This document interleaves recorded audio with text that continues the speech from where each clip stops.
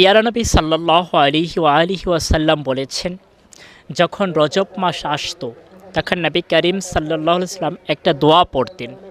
আল্লাহর হাবিব সাল্লাল্লাহু আলাইহি ওয়াসাল্লাম যেই দোয়াটা পড়তেন, সুনানে বাজ্জারে হাদিসে আসছে এবং শোয়াবুল ইমাম বাইহাকি রাহিমাহুল্লাহ তার কিতাবে এনেছেন।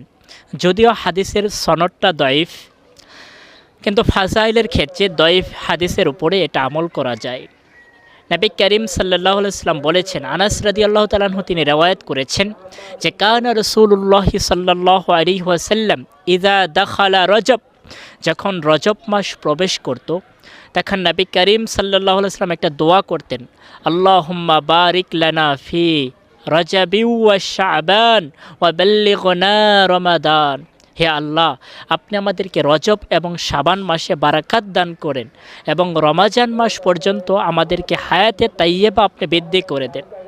সম্মানিত দর্শক শ্রোতা, আমাদের উচিত হলো এই দোয়াটা বেশি বেশি পাঠ করা। রমাজানের ফজিলত আমাদেরকে যেন আল্লাহ তাআলা দান করেন, আমিন। আসসালামু আলাইকুম রহমতুল্লাহ।